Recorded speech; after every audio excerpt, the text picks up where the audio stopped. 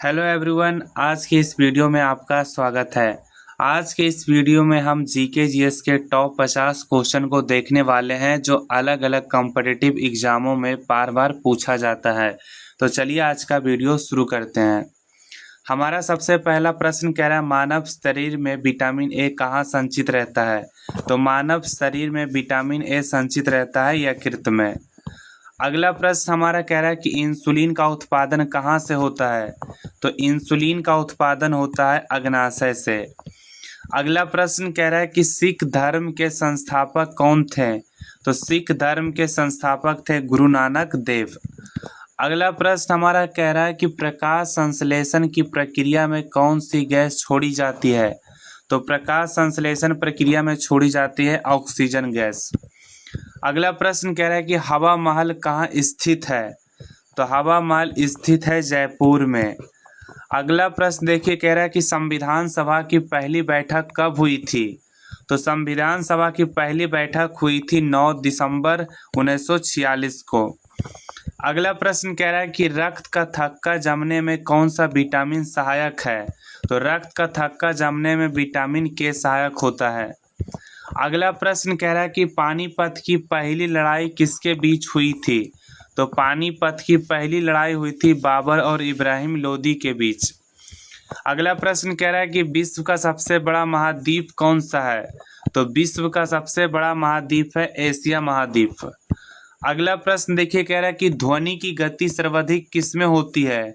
तो ध्वनि की गति सर्वाधिक होती है इस्पात में। अगला प्रश्न कह रहा है कि गौतम बुद्ध ने अपना पहला उपदेश कहाँ दिए थे। तो गौतम बुद्ध अपना पहला उपदेश दिए थे सारनाथ में। अगला प्रश्न देखिए, कह रहा है हमारा कि भारतीय संविधान का पिता किसे कहा जाता है। तो भारतीय संविधान का पिता कहा जाता है डॉक्टर बी.आर. अम्बेडकर को। अगला प्रश्न हमारा कह रहा है कि हृदय में कुल कितनी कक्ष होते हैं। तो हृदय में कुल कक्षों की संख्या होती है 4, यानी 4 भागों यानी 4 कोष्ठक होता है। अगला प्रश्न हमारा कह रहा है कि अकबरनामा की रचना किसने की थी। तो अकबरनामा की रचना की थी अबुल फजल ने। अगला प्रश्न हमारा कह रहा है कि सबसे कठोर पदार्थ कौन सा है। तो सबसे कठोर पदार्थ है हीरा। अगला प्रश्न देखिए, हमारा कह रहा है कि भारत का नेपोलियन किसे कहा जाता है। तो भारत का नेपोलियन कहा जाता है चंद्रगुप्त को। अगला प्रश्न देखिए, हमारा कह रहा है कि क्षेत्रफल की दृष्टि से भारत का विश्व में स्थान क्या है। तो क्षेत्रफल की दृष्टि से भारत का विश्व में स्थान है 7वां नंबर पर। अगला प्रश्न देखिए, हमारा कह रहा है कि इलेक्ट्रॉन की खोज किसने की थी। तो इलेक्ट्रॉन की खोज की थी जे थॉमसन ने। अगला प्रश्न हमारा कह रहा है कि स्वराज हमारा जन्मसिद्ध अधिकार है, या किसने कहा था। तो स्वराज हमारा जन्मसिद्ध अधिकार है, यह कहा था बाल गंगाधर तिलक ने। अगला प्रश्न हमारा कह रहा है कि वायुमंडल में सबसे अधिक कौन सी गैस पाई जाती है। तो वायुमंडल में सबसे अधिक गैस की मात्रा होती है नाइट्रोजन की, लगभग 78%। अगला प्रश्न देखिए, हमारा कह रहा है कि सती प्रथा का अंत किसके प्रयासों से हुआ। तो सती प्रथा का अंत हुआ था राजा राम मोहन राय के प्रयास से। अगला प्रश्न हमारा कह रहा है कि विटामिन सी का सर्वोत्तम स्रोत क्या है। तो विटामिन सी का सर्वोत्तम स्रोत है आंवला। अगला प्रश्न में हमारा कह रहा है भारत में 1 रुपये के नोट पर किसके हस्ताक्षर होते हैं। तो भारत में 1 रुपये के नोट पर होता है वित्त सचिव का हस्ताक्षर। अगला प्रश्न हमारा कह रहा है भूकंप की तीव्रता मापी जाती है। तो भूकंप की तीव्रता मापी जाती है रिएक्टर स्केल से। अगला प्रश्न हमारा कह रहा है कि कंडला बंदरगाह किस राज्य में स्थित है। तो कंडला बंदरगाह स्थित है गुजरात में। अगला प्रश्न हमारा कह रहा है कि मानव शरीर की सबसे बड़ी ग्रंथि कौन सी है। तो मानव शरीर की सबसे बड़ी ग्रंथि है यकृत। अगला प्रश्न देखिए, हमारा कह रहा है कि बंगाल विभाजन कब हुआ था। तो बंगाल का विभाजन हुआ था 1905 ईस्वी में। अगला प्रश्न हमारा कह रहा है कि सौरमंडल का सबसे गर्म ग्रह कौन सा है। तो सौरमंडल का सबसे गर्म ग्रह है शुक्र ग्रह। अगला प्रश्न हमारा कह रहा है कि मौलिक अधिकार किस देश के संविधान से लिए गए हैं? तो मौलिक अधिकार लिया गया है अमेरिका से। अगला प्रश्न हमारा कह रहा है कि इंद्रधनुष में सबसे ऊपरी रंग कौन सा होता है? तो इंद्रधनुष में सबसे ऊपरी रंग होता है लाल रंग। अगला प्रश्न हमारा कह रहा है कि गांधी जी ने दांडी यात्रा कब शुरू की थी? तो गांधी जी ने दांडी यात्रा शुरू किए थे 1930 ईस्वी में। अगला प्रश्न देखिए, कह रहा है कि पीतल किसका मिश्रण है?